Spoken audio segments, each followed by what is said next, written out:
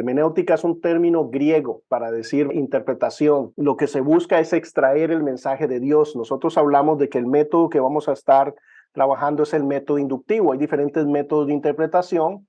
El método que nosotros podemos ver escritural es el método gramatical histórico, o sea, tomar las cosas como lo tomó Jesucristo, como lo tomaron los profetas, como lo tomaron los apóstoles, y era que cuando daba un relato acerca de la escritura era real, era tangible, no era algo, no era una suposición, no era un aspecto alegórico, sino que era una realidad. Por tanto, aunque hoy en día existen teólogos liberales que no creen en los milagros, interpretan, por ejemplo, que Jonás en realidad eso es una historia, es como una parábola, es como un cuento que nos habla acerca de la realidad de que Dios ama hasta el más malo. Cuando se arrepiente, Dios lo perdona.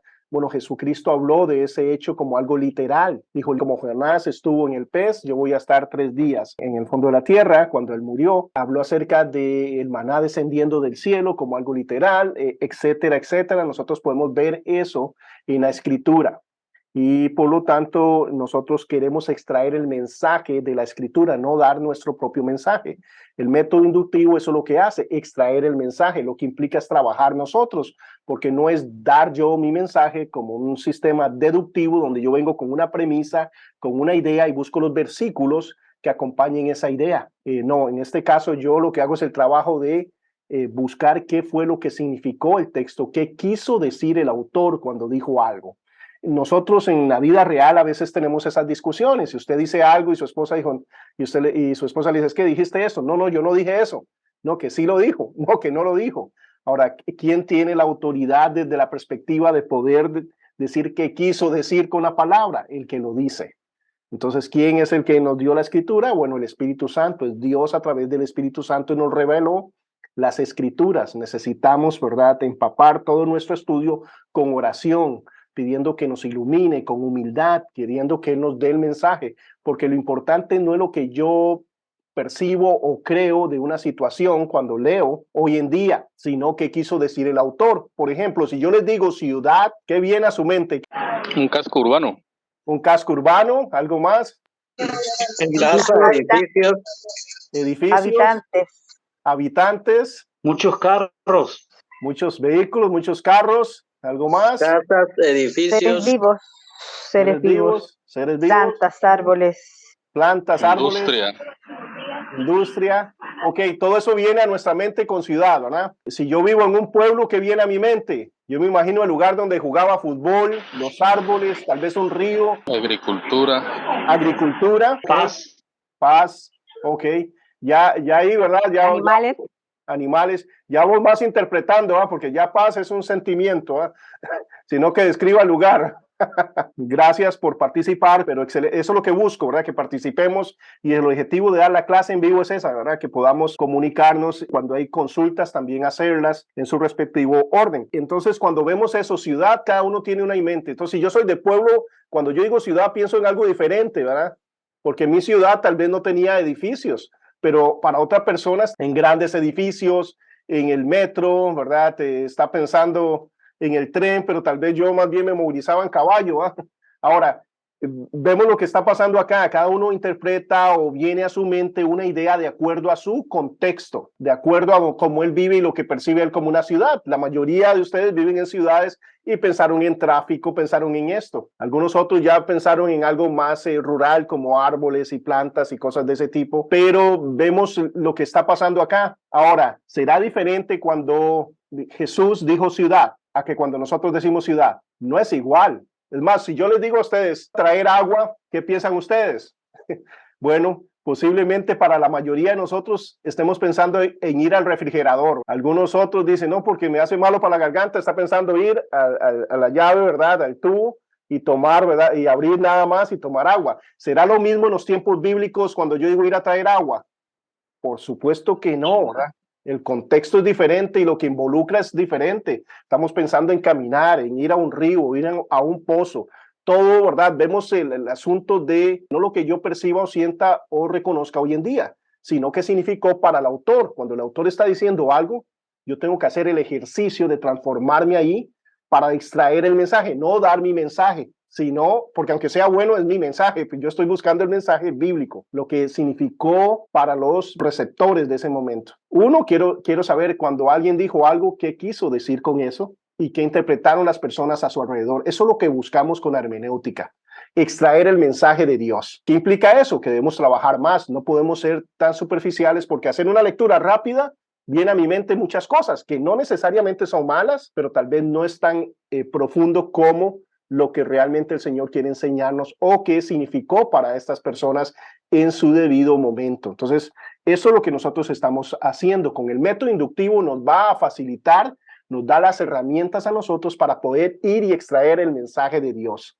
Y eso es lo que buscamos, porque las personas vienen a nosotros por consejo, pero no nuestro consejo, sino el consejo de Dios. Y si nos toca enseñar, lo que quieren escuchar es palabra de Dios, no nuestra propia palabra, no nuestros pensamientos. Pero eso involucra de nosotros que vengamos con humildad a la Biblia y dejar que ella nos hable, que ella nos ilumine, que ella nos ilustre. Y necesito ser sensible desde esa perspectiva para dejar que ella sea la que me enseñe y no interpretar de acuerdo a mi contexto o realidad. Todo tiene su punto, porque luego en aplicación vamos a ver que hay valor en ese aspecto, pero en lo que es observación, interpretación, no, necesito saber qué quería decir el autor. ¿Alguien recuerda cuáles son los 3 pasos del método inductivo? Observación, interpretación y aplicación.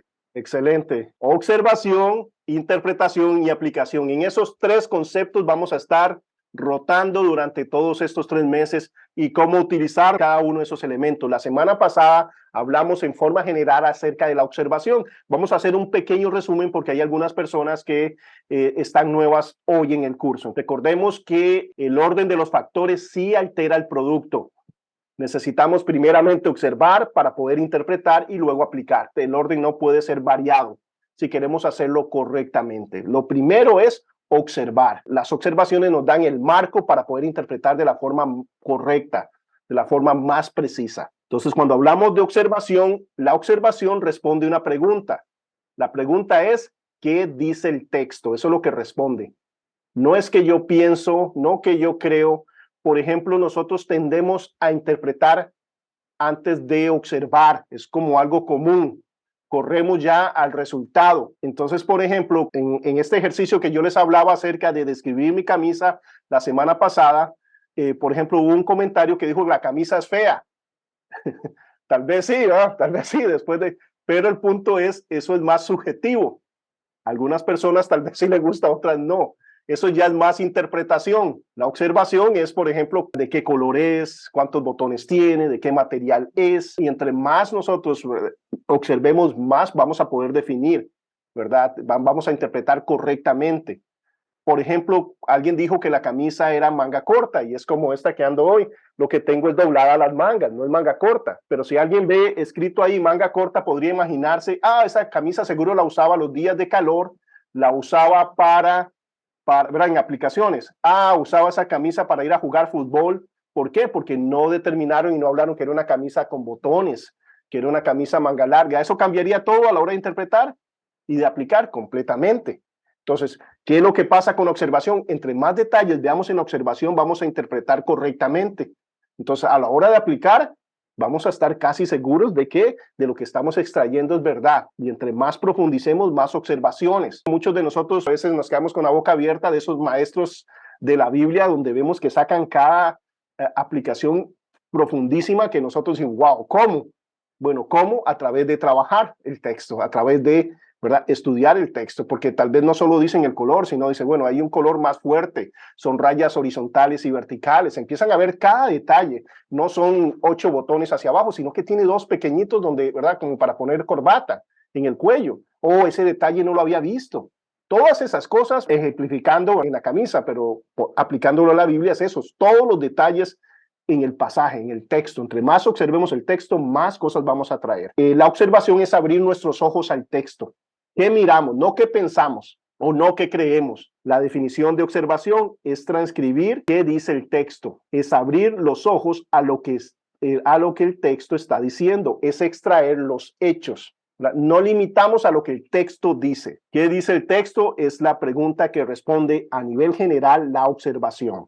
Lea el texto varias veces. Recordemos, entre más leamos el texto, más cosas vamos a mirar. Cuando uno saca las primeras impresiones de una lectura general, cuando vuelve a leer, a veces vamos a cambiar cosas, ¿cierto? ¿Por qué? Porque ya hicimos un estudio más agudo. No, mira, aquí no es exactamente esto, sino que voy definiendo cosas. Luego, lo que hacemos es investigar el texto. Eso es algo que se va volviendo natural para nosotros. Cuando vamos a leer, primeramente, los que nos dedicamos a la enseñanza y demás, lo primero que cuando nosotros empezamos a leer, ya estamos pensando, ¿quién está hablando? ¿A quién está hablando? ¿Qué le está diciendo? ¿Cómo le está diciendo? ¿En qué lugar? Todas estas cosas nos dan un panorama. Así es como hacemos las observaciones. ¿En base a qué? A preguntas al texto. No deducir, sino hacerle preguntas. No siempre vamos a contestar todas las preguntas. No siempre todas las preguntas el texto las responde. Entonces, si no responde una pregunta, yo no la invento.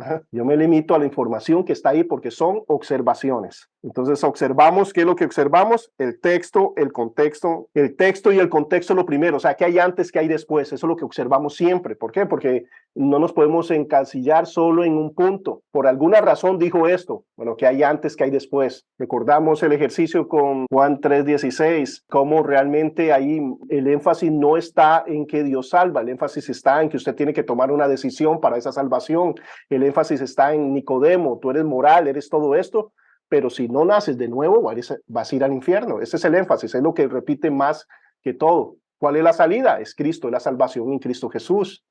Pero hay un énfasis en el texto y es, si usted no acepta a Cristo Jesús, ya ha sido condenado. Dios mandó a Jesucristo, murió en una cruz, tomó nuestro lugar para que nosotros podamos ser salvos al aceptarlo. Pero si nosotros no lo aceptamos, ya estamos condenados. Entonces hay un énfasis en clarificar a la persona cuál es su condición espiritual.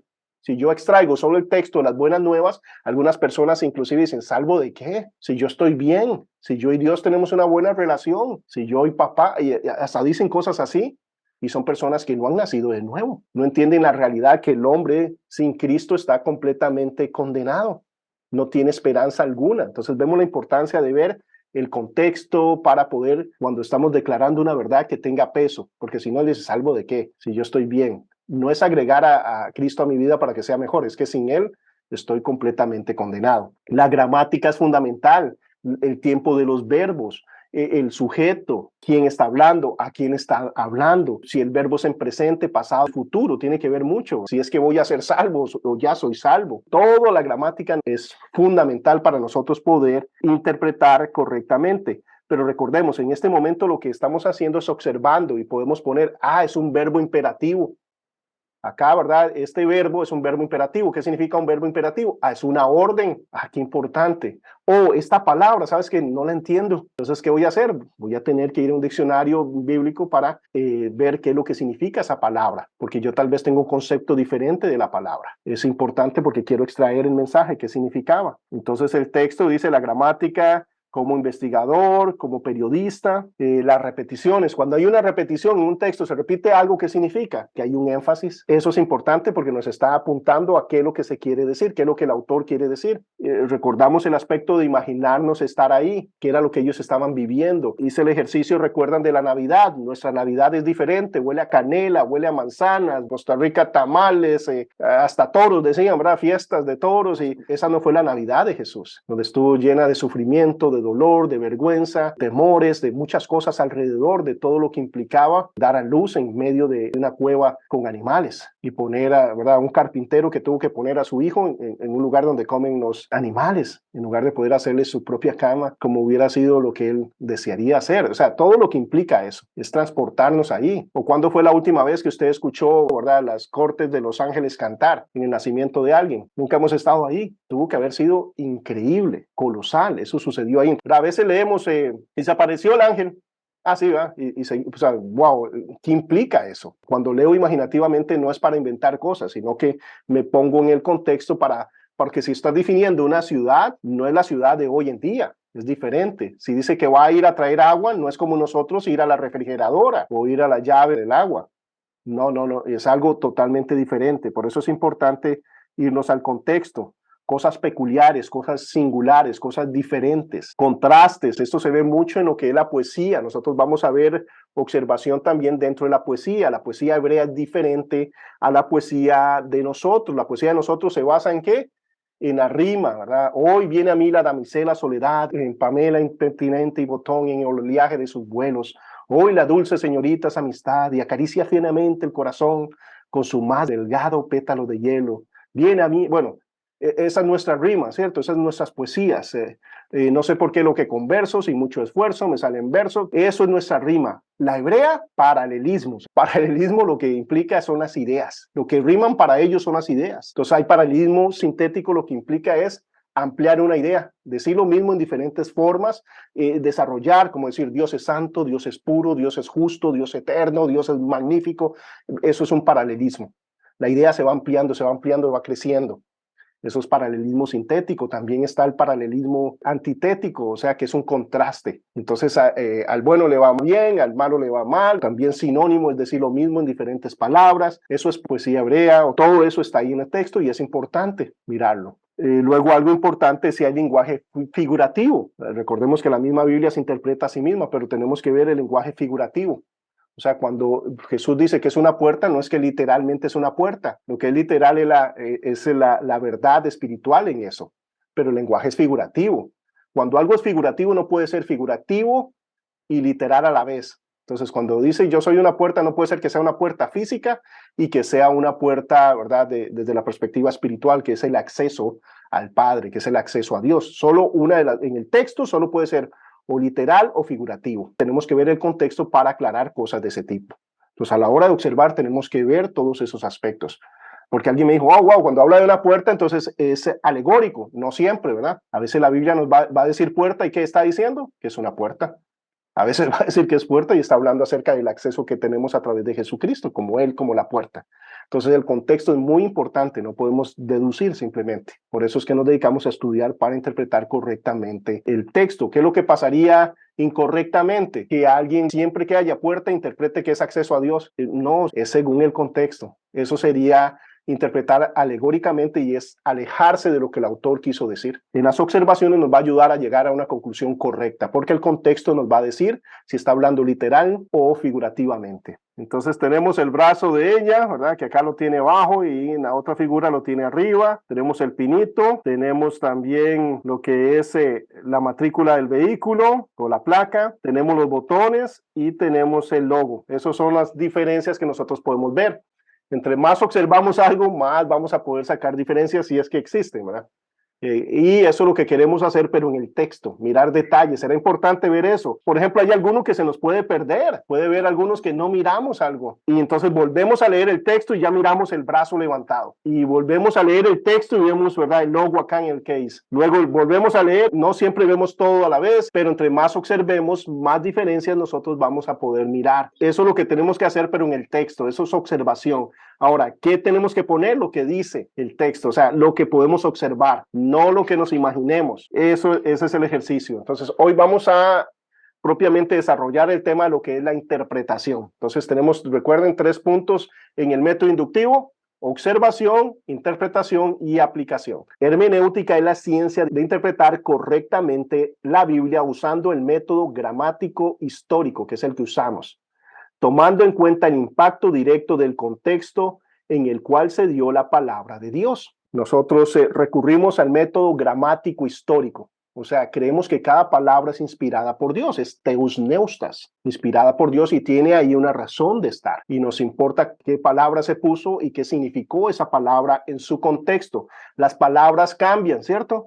Los significados de las palabras también cambian. A veces para nosotros representa algo diferente, entonces tenemos que ir a lo que significa la palabra para ellos. Hicimos el ejercicio del hisopo, ¿recuerdan? Que el hisopo, que es para limpiarse los oídos o para lavar las botellas, esos son hisopos en nuestros días, pero hoy en día es algo diferente a lo que vemos en el tiempo en que dice hisopo David, que es una planta medicinal, es algo que se tomaban cercano a la purificación, porque usaban esa planta de hisopo para mojarla en la sangre del cordero y rociar. Entonces era un elemento para purificar. Por eso dice, purifícame con hisopo. Pero yo les dije que cuando decía hisopo, yo me imaginaba a Dios metiendo un hisopo en mi garganta, ¿verdad?, limpiándome por dentro. En mi contexto es eso. Gramático histórico es porque ve el valor de cada una de las palabras en forma literal, no ignorando el lenguaje simbólico y dentro del marco histórico, o sea, lo que significó en ese momento. Entonces, a la hora de interpretar dentro del método gramático histórico, uno ve el contexto histórico, gramatical, literario.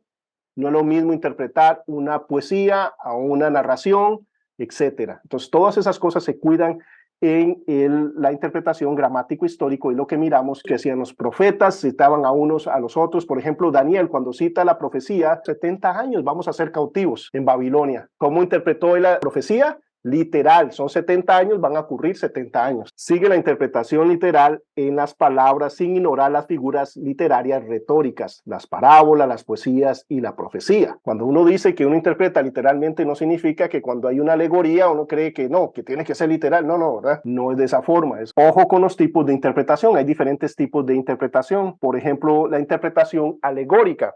Estos son puntos también extremos. Hay personas que interpretan todo alegóricamente. ¿Qué significa? Que todo es simbólico. Entonces, ¿qué es lo que pasa si todo es simbólico? Yo puedo decir cualquier cosa. ¿Por qué? Porque representa esto y puede ser esto. Todo lo interpretan de una forma simbólica, enseñan paralelos y aplicaciones como si fuesen la interpretación. Ese es el problema, que ¿verdad? Y cabe a la imaginación de la persona. Y cometemos el error porque empezamos a dar nuestro mensaje y no directamente lo que el autor quiso decir.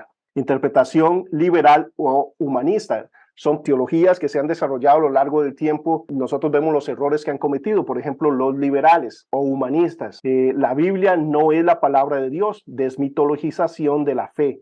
Eliminar todo lo sobrenatural. Desmitologizar habla acerca de quitar el mito. Para ellos es un mito todos los milagros.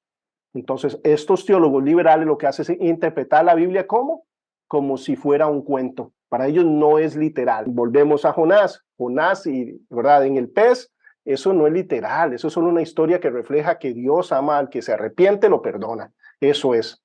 Bueno, Jesús no lo interpretó así, ¿cierto? Pero ¿por qué ellos buscan eso? Porque no creen en lo sobrenatural. Esto es más racionalismo, quieren interpretar por medio de la razón y la ciencia y no propiamente por lo que Dios ha dicho. Entonces ellos no creen. El problema de esto, ¿cuál es? Que llegan al punto de negar el nacimiento virginal de Jesús, la resurrección física de Jesús, aspectos fundamentales de la doctrina, en su afán de desmitologizar la fe, de quitar el mito, para que sea más racional creer al quitar los milagros. Entonces, no sé si han visto programas en diferentes canales donde se explican milagros, donde empiezan a decir, ok, cuando pasó el pueblo es porque vino un viento en cierta época y hay menos agua en el río, etcétera, y ellos cruzaron en ese momento, pero entonces, ¿cómo se ahogaron los egipcios? En tan poca agua. Bueno, cosas de ese tipo, pero tratando de racionalizar. Se atreven a decir que, por ejemplo, las murallas de Jericó, ¿saben por qué cayeron? Por la fuerza sónica. Todo el mundo en un momento es el poder de la fuerza sónica, ¿verdad? Entonces, si todos gritamos al mismo tiempo, va a vibrar todo, ¿verdad? Tanto que va a botar los muros. Ahora, si todos estamos afuera, pongámoslo ahí, si hay fuerza sónica, ¿verdad? Pero no para botar murallas de ese tipo, pero bueno, digamos que todos estamos gritando afuera, ¿verdad? La fuerza sónica, ¿qué es lo que va a hacer con los muros? Digamos que tuviera la potencia para botarlos, ¿cómo caerían? Y la arqueología ha comprobado eso, cómo se derrumbaron hacia afuera. Entonces, vemos el asunto, pero ellos están tratando de desmitologizar, o sea, quitar el mito. Erróneo completamente. Interpretación existencial. El texto lo interpreto de acuerdo a cómo me siento o a mi experiencia personal. Bueno, yo lo veo de esta forma. Yo siento esto, entonces lo interpreto de acuerdo a mi realidad. El énfasis, ¿quién es? La persona. Entonces, por ejemplo, si yo tengo una tendencia homosexual o practico el homosexualismo, empiezo a buscar, ¿verdad?, pasajes y los interpreto y digo, ves, Jonatán y David eran homosexuales, donde dice que se amaban mucho. ¿Por qué? Porque estoy interpretando de acuerdo a mi tendencia o lo que yo tengo y no de acuerdo a lo que dice la escritura, ¿verdad? Hasta aberrante y es pecado interpretar eso de esa forma porque en ningún momento eso es lo que está sucediendo. Pero como estoy interpretando de acuerdo, ¿verdad?, a mi experiencia, eso es lo que pasa, de acuerdo a mi concepto. La neortodoxia nace en virtud del liberalismo. Entonces tenemos el liberalismo y la ortodoxia. Ortodoxia es aquellos, ¿verdad?, que se han mantenido firmes en la doctrina. El liberalismo nació en virtud de todo lo que estaba pasando, los acontecimientos, desarrollo de la ciencia y todo lo demás. En medio de eso nace la neortodoxia, que es como volver a la Biblia. Es volver a la Biblia, pero se queda en medio camino. Entonces, lo que interpreta la neortodoxia es que la Biblia no es la palabra de Dios, sino llega a ser. ¿Cómo llega a ser la Biblia? La palabra de Dios a través de una experiencia personal. Es cuando yo hago clic, yo agarro el pasaje y ¡pum! Hizo sentido para mi vida. En ese momento se convierte en palabra de Dios y no es un libro como tal. Pero desde esta perspectiva, la neortodoxia vuelve a decir, no, la palabra de Dios se convierte cuando yo hago clic a través de mi experiencia. Ellos hablan de un encuentro, un punto de crisis. En ese momento de crisis es donde la Biblia, como decir, tiene sentido para mí y en ese momento se vuelve la palabra de Dios. Interpretación liberacionista es diferente a la liberal. La liberal no cree en los milagros. La liberacionista se enfoca en los grupos minoritarios, en los grupos marginados, en los grupos que están sufriendo. Dice, partiendo de los puntos de vista socioculturales, políticos propios, practican una lectura bíblica en función de las necesidades del pueblo, en virtud de buscar yo una herramienta para ser libre de la opresión de lo que esté, sacerdotes, pastores y demás, apoyando guerrillas, apoyando, ¿verdad?, movimientos bélicos en contra de los gobiernos, manifestaciones de ese tipo. ¿Por qué? Porque ellos dicen que Dios prefiere al pobre por encima del rico y al oprimido. Entonces, ellos, por ejemplo, van al Éxodo y dicen, ¿recuerdan cuando el pueblo de Dios iba saliendo? ¿Quién era el opresor? Los egipcios son los opresores. ¿Dios con quién está? Con los oprimidos. ¿Quién eran los oprimidos? Los israelitas. ¿Qué pasó con ellos?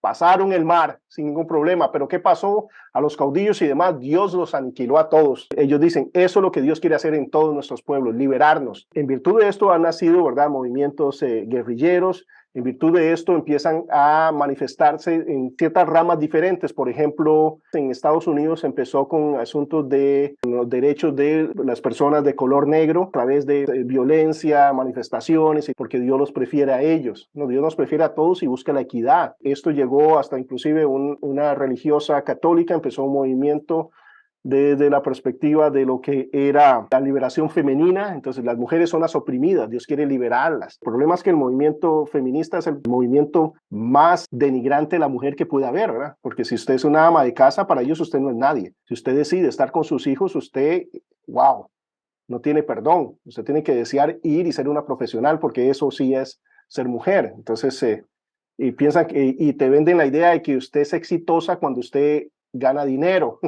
Cuando está afuera en la calle, usted no es exitosa o tu satisfacción personal no va a estar en criar a tus hijos, en disfrutar a sus hijos, ¿verdad? Es una mentira increíble, pero digamos, todo eso parte del liberacionismo.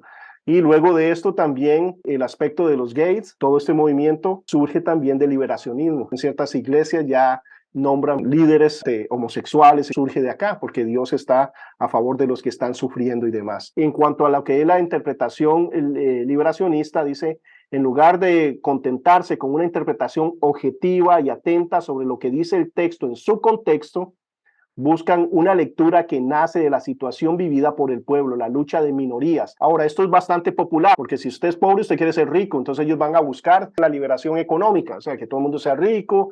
Entonces, hay muchos movimientos que nacen y surgen de esta misma idea. Ahora, ¿recuerdan cuando Jesús empezó a hablar mal del Imperio Romano? ¿Recuerdan cuando organizó a sus discípulos para luchar contra los romanos? Nunca aparece eso en la Biblia, ¿verdad? Nunca va a aparecer, nunca fue su objetivo establecer por la fuerza nada. ¿Por qué? Porque él entiende que el problema del hombre no es exterior, sino es el corazón del hombre, es interior.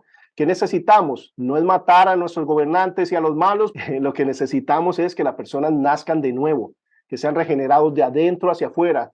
Si usted mata a por ejemplo, lo vemos en nuestros países, ¿verdad? A veces hay países que han tenido, ¿verdad?, guerras políticas y quitan, en Nicaragua, ¿verdad?, había una dictadura, fue quitada y pusieron a alguien peor. El que vino fue peor, ¿verdad?, trayendo eso. En Cuba también fue un proceso similar, porque ponemos todo, ¿verdad?, el énfasis en los seres humanos o en cambiar esto. Creemos que el asunto es cambiar las circunstancias exteriores y no se trata de eso, sino cambiar el corazón. El Señor conoce cuál es la necesidad del ser humano, ser transformado. No es que mejore la condición exterior, sino que mejore su condición eterna, su corazón. También interpretar la Biblia desde una perspectiva mística, pero se interpretan las escrituras a la luz de mis experiencias espirituales, conforme a lo que yo estoy viviendo, siento, percibo, expreso un pasaje de acuerdo a lo que significa para mí, siento esto, percibo esto de Dios.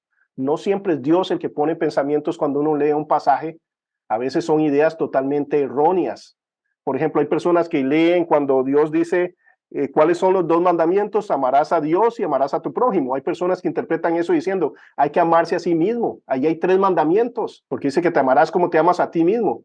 Entonces, Dios no está mandando a amarnos a nosotros mismos, ¿o sí? ¿Cuántos mandamientos dice literalmente que hay? 2, no dice 3, ¿verdad? No aparece el de amarse a uno mismo. Hay personas que interpretan desde esa perspectiva. Percibo esto en el Señor, que ahí habla de amarse a uno mismo. El problema de nosotros es que nos amamos demasiado. Ese es el problema. No es que amamos demasiado a Dios o al prójimo, por eso se nos manda y se nos comisiona que amar al prójimo, amar a Dios y amar al prójimo, porque ya lo otro ya es, ¿verdad? Es una excepción y tendría que estar alguien enfermo para tener ese problema de amarse a sí mismo. Es más, alguien que habla que no me amo y todo lo demás, ¿de quién pasa hablando? Esas personas, de ellos, enfocados en ellos mismos, no están enfocados en Dios y en otros. Entonces, más bien están demostrando su énfasis egocéntrico en ellos mismos, en sus capacidades, en sus necesidades, en sus limitaciones, en mí, ¿verdad? Y no lo que Dios ha dicho, no toman su confianza en Dios, etcétera. Interpretaciones místicas. Yo puedo tener un sueño y alguien decía que tuvo un sueño y apareció Jesucristo y le dijo, está bien lo que estás haciendo. ¿Y qué estaba haciendo? Estaba adorando a María, le estaba poniendo flores, inclinada ante María, poniéndole velas y cosas de ese tipo. Y que Jesús se le apareció y le dijo que estaba bien. Entonces, para ella está bien adorar, ¿verdad?, a una imagen. ¿Por qué? Porque esa experiencia fue real para ella. Bueno, eso es totalmente subjetivo. Conocemos personas que han empezado sectas como Joseph Smith, producto de que un ángel le dio un mensaje que es contrario a lo que la Biblia dice. Dice la palabra de Dios, no crean a todos los espíritus, no crean a los espíritus, prueben los espíritus. Y la forma de saber qué es bueno y qué es malo es a través de la palabra de Dios. Pero hay personas que lo interpretan desde esa perspectiva mística. Interpretación pragmática es si da resultado, si se logra el objetivo, está bien. Pero no siempre que se logra un objetivo, aún espiritual, es porque Dios lo quiere. Que algo resulte no significa que debe ser así. La experiencia tiene la voz o juicio final para aceptar o rechazar una idea o concepto religioso. Por ejemplo, yo lo viví y eso es cierto. Pastor, eso es cierto porque a mí me pasó. Eso no es cierto porque a usted le pasó. Ahora, qué bueno que en medio de eso pudo ver Dios y Dios se reveló de una forma personal, pero no es cierto porque a nosotros nos pasen las cosas. Es cierto porque Dios lo ha determinado así y lo ha declarado así. El poder y la autoridad están en las declaraciones de Dios y no lo que a mí me acontezca. Hay un riesgo cuando nosotros pensamos que porque esto funciona, tiene que ser así. Yo recuerdo en una ocasión cuando yo era presidente de la sociedad de jóvenes y el pastor de jóvenes también me dijo, hey, Víctor, vamos a hacer un retiro de jóvenes, pero necesito que estés ahí. Pastor, yo soy el único que trabajo, usted sabe. Entonces, no puedo, ¿verdad? No, tienes que estar ahí, yo queriendo, ¿verdad? Entonces, estamos en eso, ver cómo hacíamos y no es que no me van a dar permiso. Entonces, ¿sabes qué se nos ocurrió? Presenté una incapacidad y fui al retiro de jóvenes. En el retiro de los jóvenes, nosotros éramos como 15 jóvenes ahí, ¿verdad? En ese retiro llegaron como 80 jóvenes y aceptaron a Cristo alrededor de 40 jóvenes o 35 jóvenes. Entonces nosotros pasamos de tener 15 jóvenes en un retiro a pasar a más de 70. ¡Wow! ¡Qué bendición que eso! ¿Pero está bien lo que yo hice? No, para nada. Entonces vamos a seguir haciendo eso porque el fin justifica los medios. De por sí este sistema es corrupto, de por sí esto es, ¿verdad?, Babilonia. Y no. Dios no funciona así. Dios me ocupaba ahí para que estas personas vinieran a Él. No. Hasta con un burro que hubiera llegado lo hubiera usado para que porque es Dios el que hace que las personas vengan a Él. Lo que voy yo es que, ¿qué tenía que hacer yo? Haber pedido permiso y me doy cuenta si es la voluntad de Dios que yo esté ahí o no. Entonces, porque funcione algo no significa que debe ser así. La manera como opera el pragmatismo es que si ven que sus acciones son exitosas, concluyen que tal conducta es correcta. En cambio, dice, si haces algo en la religión verdadera, en el cristianismo, y eso no les trae prosperidad terrenal, aun cuando no tengan la base bíblica para censurar lo que hacen, sospechan de la verdad. No quieren. ¿Por qué? Porque no me da el resultado que a mí me gusta. Por ejemplo, en Jeremías 44:18 dice lo siguiente: desde que dejamos de quemar incienso a la reina del cielo y derramar libaciones, nos falta de todo. Somos exterminados por la espada y por el hambre. ¡Wow! ¿Quién está hablando acá? Personas en medio del centro de la voluntad de Dios. Personas que han decidido no seguir con la idolatría y honrar a Dios y glorificar a Dios. Pero ¿qué es lo que le está pasando a ellos por haber tomado esa decisión? Están sufriendo, están siendo marginados, están en necesidad por la causa de la obra de Cristo Jesús. Ahora, esto será algo muy particular y que no se repite. ¿O hay alguien acá que no tiene problemas o dificultades? ¿Alguno de ustedes por venir a Cristo nunca ha muerto un familiar o alguien que amaban? ¿Alguno de ustedes nunca se ha enfermado? ¿Alguno de ustedes no ha estado en necesidad por la causa de Cristo, por hacer las cosas correctas? No hemos escogido a veces ganar menos para ganar más, porque nuestro objetivo, ¿cuál es? Las cosas eternas, lo que viene que es para siempre, porque nuestra meta no es estar bien, pura vida, chévere, bacano, sino que nuestra meta, ¿qué es? Ser más como Cristo Jesús, ser efectivos ministerialmente, ser de bendición. Buscamos eso. Pero, digamos, esto no es consistente con el pragmatismo. ¿Por qué? Porque no me satisface a mí, no logro mi objetivo. Entonces, es una forma incorrecta de interpretación. En esta época, dice, hay demasiadas personas abusivas en el púlpito y demasiada pasividad en los bancos de la iglesia. Recibo lo que me dicen como la verdad y punto. Yo no hago mi trabajo, sino que lo que me dicen y está bien. Yo prefiero dar mi ofrenda y que oren por mí, que lean la Biblia por mí, que estudien la Biblia por mí. Y eso lamentablemente es lo que consume, ¿verdad? A su pueblo de la efectividad de poder ser luz y sal. Y lo malo es que el tiempo es corto y lo que viene es para siempre. Y esta es la oportunidad que tenemos de llevar gloria y honra al nombre de Dios. Por eso estamos acá, si no estaríamos en el cielo. No es que Dios diga, no, con Víctor voy a orar 40 años para pulir. No, recuerden que cuando Él venga por mí, va a ser así y voy a ser transformado. No ocupa tiempo para transformarme, pero estoy acá con una misión, con un objetivo. Entonces debemos enfocarnos en esa realidad. Una manera de incrementar tu discernimiento es aprendiendo a interpretar las escrituras por tu cuenta, aprender estas herramientas, ejecutarlas y alimentarnos por nuestros propios medios. D.L. Moody dijo lo siguiente, hablando acerca de que nosotros tampoco es porque llevamos el curso, vamos a saberlo todo, vamos a interpretar todo, no, hay cosas que son sumamente profundas en la palabra de Dios. Uno de los retos que tenemos como pastores en Calvary Chapel es que se enseña la Biblia verso por verso, libro por libro. ¿Qué sucede con eso? Yo enseño de Génesis a Apocalipsis. Hay pasajes donde yo no voy a querer enseñar porque tal vez, es demasiado profundo. Y tal vez en ese pasaje lo único que tengo que hacer es la humildad, de hacer mi mejor esfuerzo y decir, hay personas que interpretan eso así, hay personas que interpretan eso así. Leamos lo que dice el Señor y cada uno conforme el Espíritu Santo, ¿verdad?, lo guíe, pero nos va a tocar, ¿verdad?, todo eso. Y hay pasajes sumamente profundos. En respecto a esos pasajes, D.L. Moody dice lo siguiente, me contenta saber que existe una profundidad en la Biblia de la cual no conozco nada, porque revela la calidad del escritor divino. Un hombre se acercó a mí con un pasaje bíblico extremadamente difícil y dijo, señor Moody, ¿cómo explica usted esto? Le contesté, no lo explico, pero ¿cómo lo interpreta? No lo interpreto. Bueno, ¿cómo lo entiende? No lo entiendo. ¿Qué hace con él? Lo creo. Yo creo muchas cosas que no entiendo. Hay muchas cosas que no podemos comprender en nuestra capacidad humana. Estamos limitados. Mi hija de 9 años me dice, desde los 7 años me dice, papá, yo no entiendo cómo puede ser alguien que viva por siempre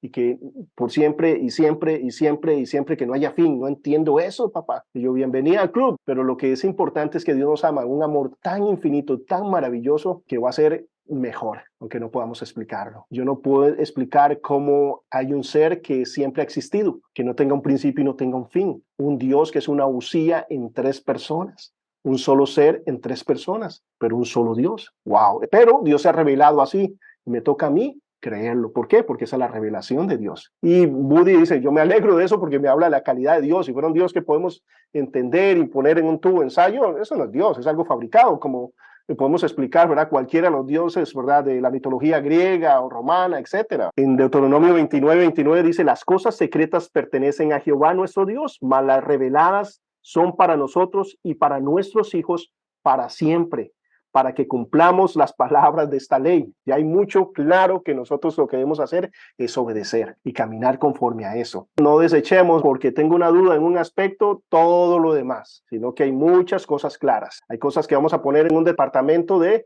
estudiar, poner a un lado para seguir profundizando en ese tema. Por ahorita no entiendo exactamente, pero vamos a profundizar en ese tema. Pero hay muchísimas cosas claras que nosotros tenemos que hacer. Cuando buscamos la interpretación de un pasaje, nuestro propósito es simplemente averiguar lo que el autor quería que sus oidores o lectores entendieran. Eso es lo que estamos buscando, para extraer el mensaje, el poderoso mensaje de Dios. Nosotros podemos interpretar las escrituras apoyándonos en nuestros propios gustos, como la actitud que tenía un conductor de autobús de excursiones en Nashville, Tennessee. El conductor les mostraba a los turistas los sitios históricos de la batalla de Nashville en la guerra civil. Esto es una de las batallas principales que cambió el destino de la guerra civil en Estados Unidos. Entonces van unas personas en este tour al lugar principal donde los yanquis tuvieron la gran victoria que cambió la historia de esa guerra civil. El conductor del autobús decía lo siguiente: por este lado, un pequeño grupo de soldados confederados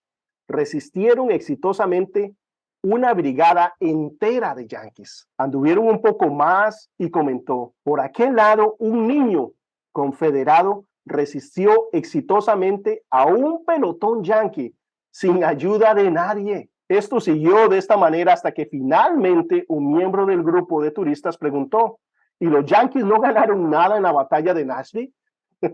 Porque fue la que definió todo, la gran victoria de los yanquis. Dice, el conductor del autobús contestó: no mientras yo sea el conductor de este autobús.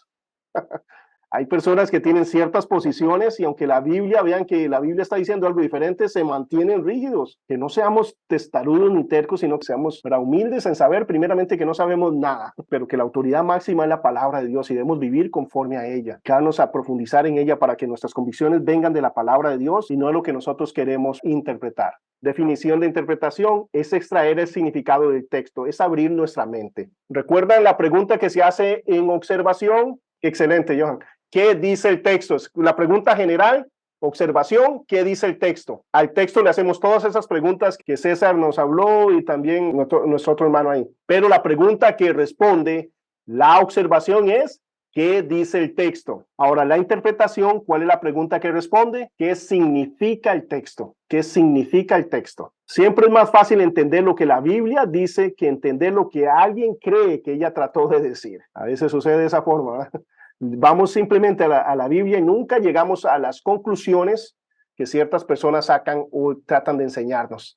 Si leemos una lectura responsable, no llegamos a conclusiones erróneas y demás. ¿Qué quiere decir el texto? Esa es la pregunta. ¿Qué quiere decir el texto a la hora de interpretar? Cuando observamos qué dice el texto, cuando interpretamos, ¿qué quiere decir el texto? ¿Qué significa el texto? Haciendo las observaciones correctas, puedes estar casi seguro que llegarás a la interpretación correcta.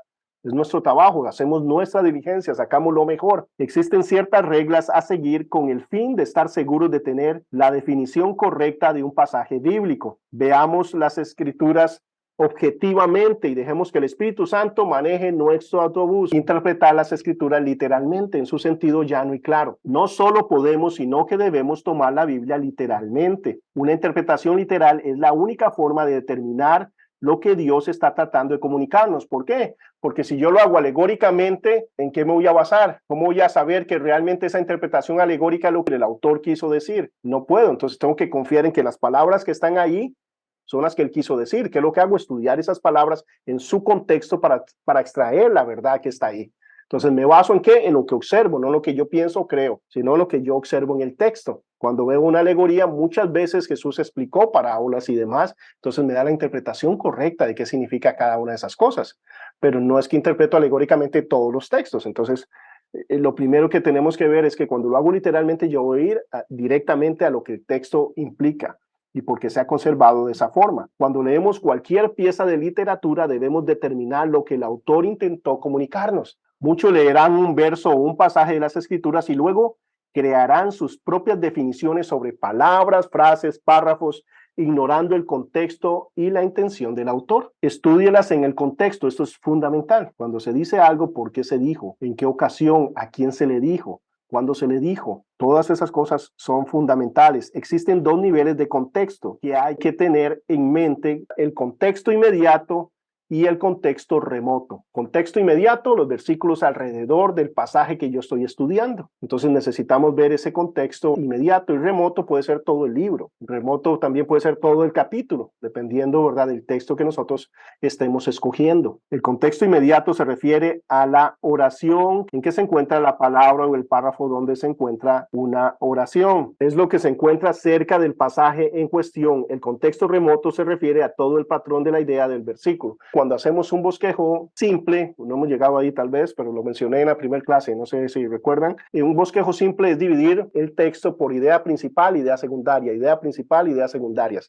Empieza aquí la idea, termina aquí la idea. Entonces, eso es un bosquejo simple. Entonces, cuando estamos hablando del contexto cercano es donde empieza la idea, donde termina. Y remoto es todo alrededor. Hay pasajes que son difíciles, necesitamos otros pasajes que nos clarifican. Cuando vemos los evangelios, en una ocasión yo cometí un error con los jóvenes hace muchísimos años y era que recuerdan cuando se le corta la oreja a Malco, cuando van a arrestar a Jesús. Yo llegué y empecé a leer y a estudiar profundamente Mateo, Marcos, Lucas y empecé a ver el pasaje en todos los tres y empecé a hablarle a los jóvenes y le digo yo no entiendo por qué la gente concluye que a Malco le cortaron la oreja y fue Pedro el que lo hizo. Entonces les empecé a leer Mateo, ven aquí que diga, no dice, siervo del sumo sacerdote, lo que dice, y que uno de ellos le cortó la oreja, no dice en Mateo. Entonces, vamos a Marcos, leemos Marcos, ¿qué dice? No dice en ningún momento que sea Pedro ni Marco. Entonces, vamos a Lucas, ¿y qué pasa en Lucas?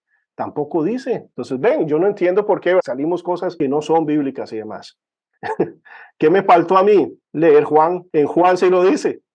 Es en el Evangelio de Juan que se dice que fue Pedro y que fue a Marco. Pero yo queriendo ser bíblico y todo lo demás en ese momento, no miré que Juan también lo decía.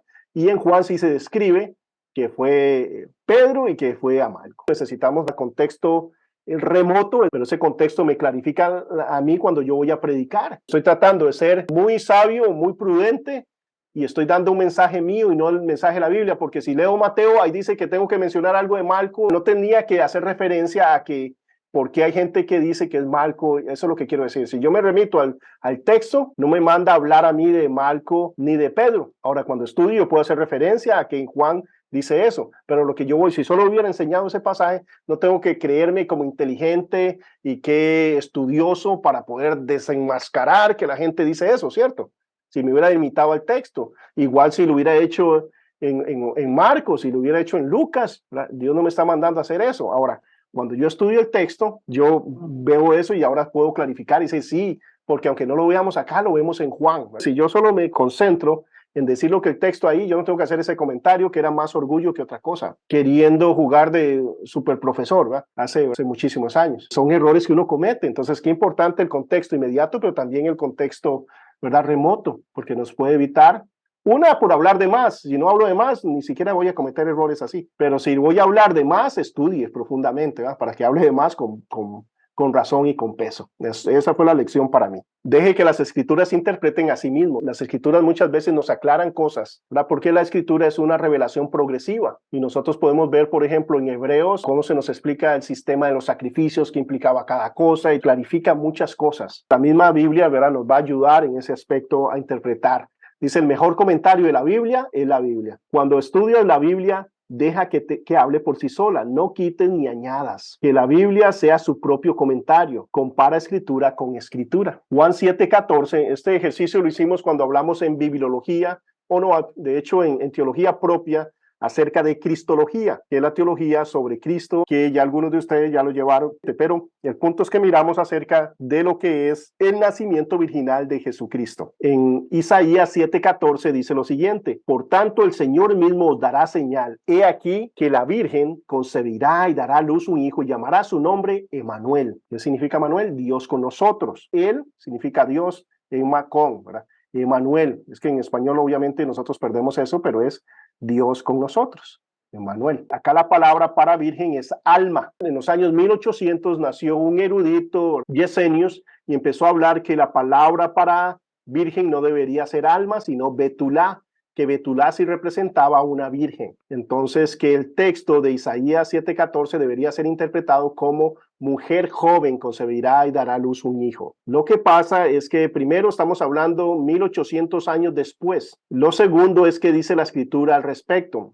En primera instancia, empezamos a estudiar la palabra alma. Se usa 7 veces en el Antiguo Testamento y siempre con referencia a una virgen. En ocasiones dice virgen, en ocasiones dice doncella, pero hicimos el ejercicio de ver cada uno de esos y cuando dice doncella, se está refiriendo a una doncella que es virgen, porque es una doncella que iba a ser, ¿verdad?, la esposa de Isaac. Dice la doncella que me traiga agua a mí, el alma que me traiga agua a mí, esa va a ser la que va a ser esposa de Isaac. Esa fue la oración del siervo de Abraham. Ahora, representaba una virgen. Luego dice doncella desde la perspectiva que eran los que estaban al servicio del rey. Y hace la aclaración entre lo que eran las reinas, las concubinas y las doncellas, o sea, que eran vírgenes. Entonces, siempre que se usa es en ese sentido. Y Betulá no siempre tiene que aclararse, pero hicimos todo ese ejercicio. Pero indiferentemente de eso, la escritura se interpreta a sí mismo. Hay una prueba fehaciente histórica que es la Septuaginta. Cuando vimos biología, profundizamos en ese tema. Cuando nosotros hablamos de la Septuaginta, es la primera traducción de la Biblia que existe. Esa traducción es del Antiguo Testamento, del Tanakh, de la Torá, al griego. Y esa traducción se inició 250 años antes de Jesucristo. Entonces los Ptolomeos tenían la biblioteca de Alejandría y trajeron 70 sabios o 72 de Israel para que tradujeran el tomo religioso. Entonces ellos empezaron a hacer la traducción del hebreo puro al griego porque era el idioma que se hablaba. En el tiempo de Jesús se hablaba griego. De hecho, las menciones de Pablo y de muchos de los apóstoles en referencia al Antiguo Testamento viene la Septuaginta y nos damos cuenta por la forma del vocabulario. Si yo empiezo a hablar en Reina Valera, ¿se dan cuenta ustedes? Por supuesto, ¿verdad? Si yo menciono un versículo en Reina Valera, se dan cuenta a que si digo Dios habla hoy, se darían cuenta cuando estoy cambiando de versión. Sí, por las palabras el vocabulario es diferente. Entonces, de igual forma, se sabe que estaban citando ¿qué? La Septuaginta, la Biblia de los 70. En esa traducción, los escribas, ¿verdad?, de judíos expertos, tradujeron la palabra alma en la palabra griega partenos. ¿Qué significa partenos? Solo un significado, virgen. Entonces, para ellos, 250 años antes de Jesucristo, o 100, porque fue un proceso largo, 100 años antes de Jesucristo, 150 ya estaba todo el Tanakh completo, todo el Antiguo Testamento, tradujeron la palabra alma como partenos, que significa virgen. Para ellos, 2000 años antes de Yesenios, la palabra y es virgen. Con eso para mí me basta. Pero no solo eso, ¿cómo se tradujo la palabra alma en Mateo? ¿Cómo la tradujo Mateo? Como partenos. Porque el Nuevo Testamento, ¿en qué está? En griego. ¿Y cuál es la palabra que usa? Virgen. La misma escritura me dice a mí que la palabra correcta es virgen. No solo eso, todo el contexto aclara que es una mujer virgen. ¿Qué señal es que una mujer joven tenga un niño? Lo que pasa es que Yesenios también es del tipo liberal, que no cree en los milagros. Entonces él es claro, él dice, yo no creo en los milagros y para que una virgen dé a luz es un milagro.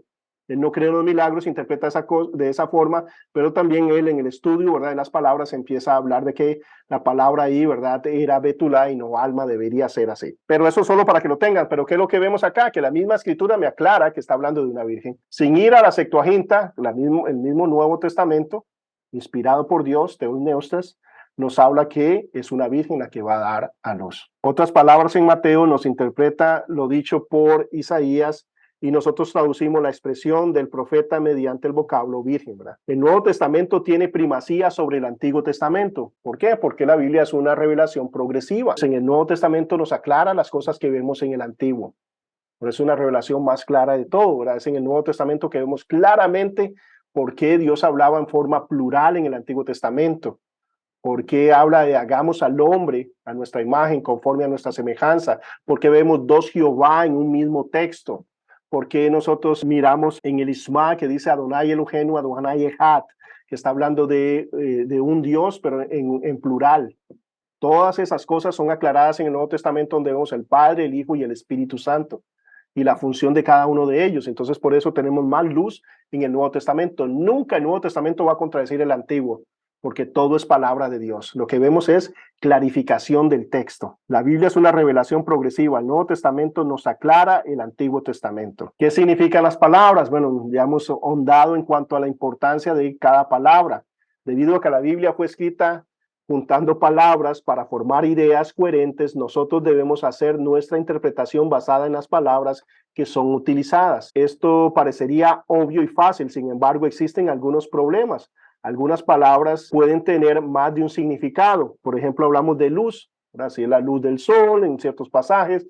Cuando la Biblia dice luz, ¿qué puede ser? Diferente, el contexto nos dice, puede ser, ¿verdad?, la luz del sol, puede ser la luz del día, puede ser la luz que nos ilumina, etcétera, etcétera. Entonces el contexto nos aclara de qué estamos hablando, pero hay que estudiar la palabra en su contexto. ¿Qué muestra la gramática? Recordemos, es importante, ¿verdad?, los tiempos verbales, las aristas, ¿verdad?, los énfasis, todas estas cosas. Dicen, no tienes que haber hecho una carrera en castellano para entender la Biblia. Sin embargo, ayuda mucho el poder identificar los componentes de las oraciones: nombre, pronombre, verbo, adverbio, preposición, conjunción.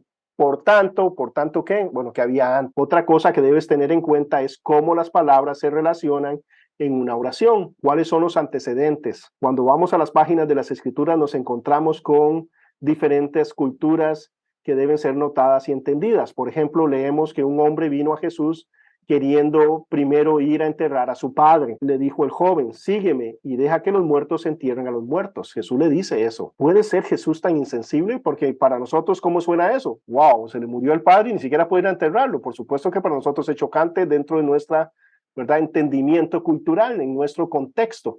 Pero ¿cuál fue el contexto de ellos? ¿Qué significaba esta expresión para allá en el Medio Oriente en ese entonces? Dice, la expresión no significaba que su padre estuviese muerto. La frase era una figura retórica común de esa área y se refería a la responsabilidad de ayudar a su padre con los negocios de la familia hasta que el padre muriera y la herencia fuese distribuida. Eso es lo que implicaba. Vemos la importancia del antecedente, qué significaba, qué era para ellos, qué implicaba para ellos. Interpretar las escrituras literalmente, estúdielas en el contexto, deje que las escrituras interpreten a sí mismo. El Nuevo Testamento tiene supremacía sobre el Antiguo, el significado de las palabras, que muestra la gramática, cuáles son los antecedentes, qué dice el resto de la escritura, ¿verdad?, para poder interpretar de la mejor forma. Aquí hay algunas reglas básicas que se descuidan con frecuencia. Interprete, dice, su experiencia por las escrituras. No interprete las escrituras por su experiencia. La autoridad es la palabra, no mi vida. Cuando alguien interpreta las escrituras por su experiencia llega a ser la autoridad estándar. La palabra de Dios es el estándar y nuestras vidas están bajo la autoridad de las escrituras. Siempre que un cristiano aplica universalmente un método que ha sido efectivo para él, corre el peligro de transgredir el principio, aunque el método en sí puede ser una aplicación buena del mandamiento bíblico. Hay cosas que te funcionan a ti, pero eso no significa que debes interpretar la Biblia de acuerdo a lo que me funciona a mí o lo que yo creo que está bien, sino que debo extraer el mensaje. ¿Qué es lo que dice la Biblia? No tengo que hablar más de lo que la Biblia dice, porque a mí me funciona algo, creo que todo el mundo tiene que hacerlo de la misma forma. No, hay cosas que son generales, cosas que son particulares. De eso es lo que estamos hablando acá. Un ejemplo bueno de esto es un hombre que tuvo dificultad con el gasto de déficit y abolió toda forma de crédito. Para él tenía problemas financieros, entonces como él no podía manejar las tarjetas, él abolió cualquier tarjeta de crédito. Tuvo tanto éxito en no comprar a crédito que insistió que cualquiera que poseyera una tarjeta de crédito o comprase a plazo estaba violando el mandamiento de Romanos 13:8, no debas nada a nadie. Como él tenía ese problema, él decía, todos tienen que hacer lo mismo que yo, nadie puede tener una tarjeta, indiferentemente que la usen bien, indiferentemente que se beneficien de ella, indiferentemente que no los meta en deudas, aún así no, ¿verdad?, está mal. Bueno, eso es de nuevo interpretar basado en qué, en su experiencia y no en el contexto bíblico, porque el contexto bíblico va más allá de simplemente hablar de algo económico. También habla en sentido, ¿verdad?, de servicio, de amor y todo lo demás, de no deberle nada a nadie. No solo eso, lo que habla ahí es en respecto de nosotros pagar nuestras deudas. Entonces no están poniendo que no tienes deuda, sino que debes pagar lo que debes. Debes ser responsable, en verdad. Si debes, ¿verdad?, el recibo, págalo. Si debes impuestos, paga los impuestos. No puede ser alguien que no paga impuestos. No puede ser alguien que va de, ¿verdad? Eso es lo que está hablando en esa dirección. Desde el punto de vista de él es que no podía haber, ¿verdad?, ninguna forma de crédito. Y tal vez para él era importante porque tenía ese problema. Pero eso no significa que yo debo interpretar y que todos los demás están en pecado porque no están haciendo lo que yo hago. En esta situación, el individuo había interpretado la escritura a la luz de su existencia, haciendo su existencia normativa antes del principio bíblico. No sea dogmático donde las escrituras no lo son. Esto es otro aspecto. Ser dogmático es legislar donde la Biblia no legisla, ¿verdad? Tomar decisiones, ¿verdad?, es similar al otro también, pero esto es dogmatismo, es como que así no puede ser, así es y punto. Hay muchas áreas en las cuales la Biblia no es conclusiva. Tenga cuidado y no diga más de lo que la Biblia dice. La Biblia ha marcado cosas que yo no debo transgredir. Por ejemplo, ¿alguien aquí tiene televisor? Mira, hay personas que no tienen televisor. Hay personas que no pueden tener televisores. Pero yo no puedo decir que yo soy mejor que ustedes y que nadie puede tener televisores porque es el cajón del diablo o que nadie puede tener internet porque es la ventana al infierno, no sé, ¿cierto? Ahora, ¿puede el internet ser la ventana al infierno? Por supuesto que puede ser, pero eso depende de cada persona y tal vez para mí lo sea, ¿y saben qué? Y para mí sea pecado tener internet, tal vez. Entonces pero yo no puedo interpretar las cosas por mi experiencia o ser dogmático donde la Biblia no lo es. Entonces a veces legislamos más allá de lo que la Biblia dice.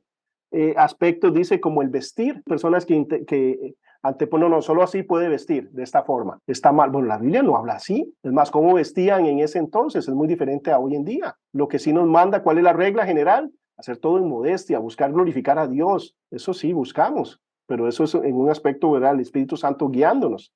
El nivel de vida, hay personas que creen que ser, ¿verdad? Que ser pobre es pecado o que ser rico es pecado. No, ¿verdad? Hay diferencias y porque alguien tenga dinero, no por eso es que está en pecado o viceversa. O sea, no tiene que ver en ese aspecto. Dios no está legislando en ese aspecto. Si Dios bendice a alguien, debemos alegrarnos, pero no debemos juzgar por eso si alguien tiene algo. El gobierno de la iglesia, hay diferentes formas de gobernar la iglesia, hay diferentes, ¿verdad? Sistemas de ancianos o por medio de gobierno, ¿verdad? De un superintendente, hay diferentes formas. Lo importante es que sean personas que busquen glorificar y exaltar a Dios, ¿verdad? Y servir a su pueblo. Pero uno no puede decir, bueno, esto es mejor porque así debe ser y todo lo demás. No tenemos que ser dogmáticos en esos aspectos. Debemos dar eso. Dice que nadie los juzgue en comidas, en lunas, en todo. La Biblia nos habla en ese sentido. Ahora, lo que yo sí tengo que tener es que hay un marco de protección para mí, hay un marco de acción para mí. Yo no quiero ser piedra de tropiezo a nadie. Entonces hay cosas que no hago porque yo tengo, ¿verdad? Mi objetivo es alcanzar a la mayor cantidad de personas. Entonces no voy a hacer nada que me impida alcanzar a muchas personas, aunque eso implique, ¿verdad? Cosas que podría hacer y que tengo la libertad de hacer, pero no las hago. ¿Por qué? Porque yo no puedo, ¿verdad? Porque estoy buscando ¿qué? Ser más como Cristo, no tener un pie en el mundo y otro, ¿verdad? En la iglesia, sino que estoy buscando qué me santifica, qué me ayuda para alcanzar a más personas. Eso es lo que estoy buscando. Por aspectos como el licor, por ejemplo. ¿Será pecado tomarse una copa de vino? Pues la Biblia no dice que sea pecado tomarse una copa de vino. ¿Será pecado tomarse una cerveza? Bueno, es lo mismo, licor. La Biblia no me dice. A mí me gustaría que dijera, ¿va? En serio. Honestamente me gustaría que dijera, pero no dice. Entonces yo no puedo juzgar a nadie. Ahora, ¿qué hago yo? Yo no tomo absolutamente nada. ¿Pero por qué lo hago? Porque tal vez eso me impediría poder hablar con ustedes con libertad y con autoridad, porque tengo una niña de 9 años en mi casa y tal vez a mí no me afecte tomarme una copa de vino, pero que si ella tiene tendencias alcohólicas con media copa, ¿verdad? ¿Cierto? Se podría, ¿verdad? Ir a eso. O hay otras personas que dicen, bueno, es que esté con una está bien, yo puedo tomar 3 y sigo bien. Y todo ese montón de cosas, ¿verdad? Que abre puertas. Entonces yo no quiero abrir esas puertas, pero no juzgo a alguien que lo haga. No me siento mejor. Lo que sí está claro que sí no es negociable en eso, el alcoholismo. Aquel que se pasa es condenado. Dice, nadie va a heredar, ninguno, ¿verdad? Que se emborrache va a heredar el reino de los cielos. Y veo que esa práctica, al menos Pablo la tenía, de no tomar nada, pero él sabía la libertad que él tenía. ¿Por qué? Porque cuando le dice a Timoteo que tome vino, no le va a decir, tome vino porque usted es la excepción y porque para usted está bien. Y no, ¿verdad? No lo va a mandar a pecar a Timoteo. Ahora, recordemos, algo importante de interpretar es cuál es el contexto de ese entonces. Era agua contaminada o vino que era un poquito mejor. Y por el problema que él le dice que tome, que puede tomarse, ¿verdad? Vino en lugar de agua. Pero obviamente él sabe que emborracharse es pecado. Pero ¿qué también da a luz eso? Uno, que no puedo condenar a alguien que se tome una copa de vino. Y dos, veo que él no lo hacía porque está buscando lo que es mejor. Entonces, cuando yo veo eso, veo esa libertad, pero no puedo ser dogmático donde la Biblia no lo es. No debo serlo. Ahora sí voy a advertir de los peligros. Yo nunca he visto una familia más fuerte por el licor, por el alcohol, que dé más gloria a Dios y que sea más efectiva en su caminar. Por eso, nunca lo he visto. Solo he visto destrucción y todo lo demás. Entonces yo no juego con esas cosas porque también sé lo débil que soy. Pero de nuevo, no voy a decir una está mal, eso está mal o sentirme mejor que otro. Lo que sí, ¿verdad? A cualquiera que venga y voy a advertirle del peligro porque la Biblia es clarísima en cuanto a eso. Termine cuando un pasaje es figurativo o es literal. Entonces, a la hora de ir, vamos al pasaje en una forma literal y ahí miramos. Debes considerar un pasaje como figurativo cuando la Biblia dice que el pasaje es figurativo. Muchas veces la Biblia indica que un pasaje en particular debería ser tomado en sentido figurado. En ocasiones los acontecimientos, las situaciones y lugares pueden ser literales como figurados. Gálatas 4 declara que el monte Sinaí es un símbolo de la esclavitud, Jerusalén es un símbolo de la gracia. Estas son ubicaciones geográficas literales que son también símbolos de verdad espiritual. ¿Cómo sabemos cuándo es el monte Sinaí un símbolo de esclavitud y cuándo sabemos cuando está mencionando el monte Sinaí simplemente como un lugar geográfico? ¿Cómo sabríamos? Cuando se dice de que se va al monte Sinaí, literalmente, ¿verdad? Contexto, excelente. Y cuando se está diciendo figurativo es que lo está representando por otra cosa. Excelente. El contexto nos va a aclarar, el contexto nos está diciendo si es figurativo o no. Debemos considerar también un pasaje figurativo cuando declara que está fuera del carácter de toda cosa escrita, como Jesús como una puerta. Por ejemplo, una declaración que se puede considerar figurativa siempre que un objeto inanimado se utilice para describir a una persona o a un ser animado. En Juan, Jesús se refiere a sí mismo como la puerta, el pan y el agua vivas. Todas estas palabras utilizan un sentido figurado. Filipenses 3:2, Pablo advierte: guardaos de los perros, y describe a un grupo de herejes que enseñan la necesidad de la circuncisión para la salvación. Así que perros debe tomarse en un sentido figurado. También algo interesante es que a veces la misma palabra puede ser utilizada en sentido figurado, pero tiene diferentes significados en diferentes lugares en la Biblia. Por ejemplo, león. Cuando nosotros hablamos de león, ¿qué representa un león en la Biblia? ¿A quién caracteriza un león en la Biblia? ¿Qué personaje? A Jesús de la tribu de Judá. Ok, ¿alguien tiene algún otro carácter? El diablo. Primera de Pedro 5:8 se refiere a Satanás como ese león rugiente mirando a quien devorar. Apocalipsis 5:5 se refiere a Jesucristo como el león de la tribu de Judá. Y si vamos a Daniel, dice que hay leones en la cueva. ¿Y qué son esos leones? Está hablando de leones literales. ¿Cómo sabemos cuándo se refiere a Jesús, a Satanás, o es un león literal?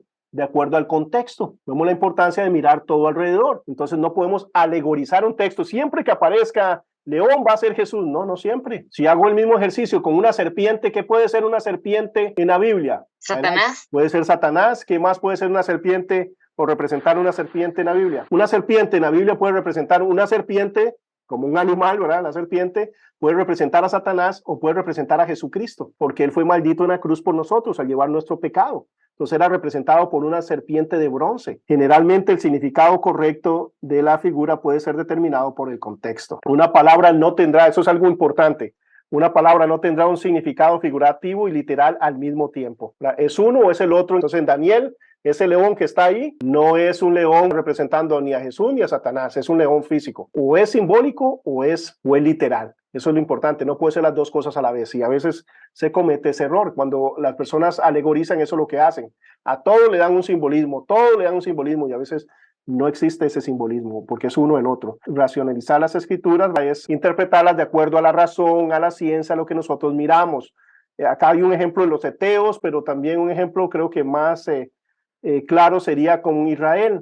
Por 1800 años Israel no existió como nación. Entonces, ¿qué interpretaban algunos teólogos? Que la iglesia es Israel. Entonces, que ya Dios no tenía un pacto con Israel, sino que la iglesia sustituye a Israel. Entonces, todas las promesas que están para Israel ahora son para la iglesia y son simbólicas, ya no son literales como todas las que se cumplieron antes, ahora todas son simbólicas, y eso incurre, ¿verdad?, una interpretación totalmente incorrecta del resto de la escatología y de todo lo demás. ¿Por qué? Porque ya Dios no tiene un pacto con Israel. Ahora, en 1949, cuando se estableció el Estado de Israel, cambió muchas cosas, porque por 1800 años era súper popular decir que la iglesia sustituía a Israel, porque ni siquiera existía Israel. Valle de los Huesos Secos, y esa profecía se cumple en el pueblo de Israel y se cumple literalmente en detalles increíbles, como los desiertos iban a florecer y etcétera, etcétera, iba a llamar de todos los lugares. Todo eso ocurre cuando nace de nuevo la nación de Israel. Israel es el tercer productor en fruta a nivel mundial. ¿Dónde ellos plantan esas frutas? En los desiertos, como Ezequiel nos dice. Todas esas cosas se cumplen ahí, pero antes de que existiera Israel era popular, como no había pueblo de Israel, entonces la razón me decía, no existe, debe ser que la iglesia sustituyó a Israel.